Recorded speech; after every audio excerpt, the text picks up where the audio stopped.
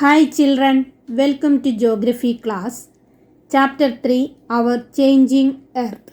In this chapter, we will discuss about lithospheric plates, exogenic and endogenic forces, major landforms, etc. Lithospheric plates. Children, what is lithosphere? You studied about it in chapter 1. Lithosphere is the solid crust or hard top layer of the earth. This lithosphere is fractured into plates known as lithospheric plates. There are about 20 lithospheric plates. Each lithospheric plate is composed of a layer of oceanic crust or continental crust. These lithospheric plates float on molten rock material called magma. This molten magma inside the earth moves in a circular manner. That is why the lithospheric plates also move around very slowly. The movement of the plates causes changes on the surface of the earth. The earth movements are divided on the basis of the force which caused them. Then, what are the types of forces? They are exogenic and endogenic forces. Exogenic means external and endogenic means internal. Here we can see a diagram which shows the classification of earth movement and different types of forces which cause these movements. The two types of force are endogenic and exogenic forces. Endogenic forces are again classified into sudden forces and diastrophic forces. Diastrophic forces causes slow movements. Earthquake, volcano and landslides are the result of sudden forces, and diastrophic forces causes the formation of building, mountains, continents, etc. Exogenic forces. Erosional and depositional process are examples of exogenic forces. River, wind, sea waves and glaciers that help in erosion and deposition. Endogenic forces. The forces which act on the interior of the earth are called endogenic forces. These internal forces lead to vertical and horizontal movements. Sometimes this force produces sudden movements and sometimes produce slow movements. Earthquake, landslide, volcano, etc. are examples of sudden movements.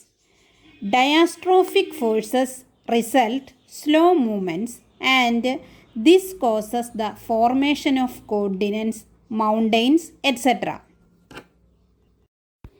Exogenic forces. The forces that work on the surface of the earth are called exogenic forces. Weathering, erosion, deposition, etc. are examples of exogenic forces. Exogenous forces play an important role in the formation of variety of landforms. Volcano. What is a volcano? A volcano is a vent or opening in the earth's crust through which molten material erupts suddenly.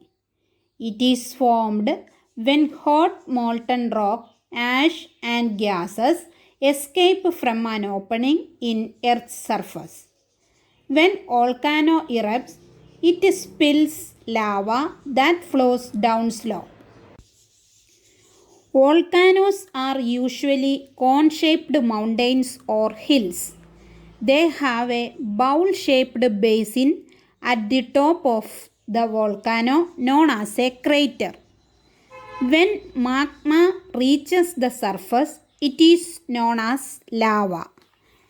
Magma chamber is the place where the molten rock is stored beneath the ground. Vent is the channel through which magma travels to reach the Earth's surface. Volcanoes are classified as active, dormant, and extinct. Active volcanoes have a recent history of eruption. They are likely to erupt again. Dormant volcanoes have not erupted for a long time but may erupt in future. Extinct volcanoes are not expected to erupt in future. Here we can see the pictures of some volcanoes. India's only active volcano is the Barren Island in Andaman and Nicobar Island. Mount Kilimanjaro in Tanzania is an example of dormant volcano, and Ben Nevis in United Kingdom is an example of extinct volcano. Now we are going to discuss about earthquakes. Earthquakes are intense shaking on earth's surface. When the lithospheric plates move, the surface of the earth vibrates. These vibrations can travel all round the earth. These vibrations are called earthquakes. The main cause of earthquake is volcanic eruptions. The displacement of lithospheric plates also cause earthquakes. Most earthquakes occur along the edges of the oceanic and continental plates. Ground shaking, tsunamis, and landslides are the primary effects of earthquakes. It can cause immense damage to buildings, dams, causes floods, and loss of life. Origin of an earthquake. The place in the crust where the movement starts is called the focus. The earthquake energy is released in seismic waves. These waves spread out from the focus. The place on the surface above the focus is called epicenter. In most earthquakes, the greatest damage takes place at the epicenter. The strength of the earthquake decreases away from the epicenter. There are three types of earthquake waves. They are P waves, S waves, and L waves. P waves are primary waves. P waves travel faster than other waves. These are the first signal from an earthquake to arrive at any affected location. S waves shakes the ground back and forth perpendicular to the direction of the wave is moving. L waves travel along the surface of the earth from the point directly above the quake. Earthquake causes mass destruction over the earth's surface. We cannot predict earthquakes, so everyone should take safety measures to protect us from earthquakes. Earthquake preparedness. First, safe spot.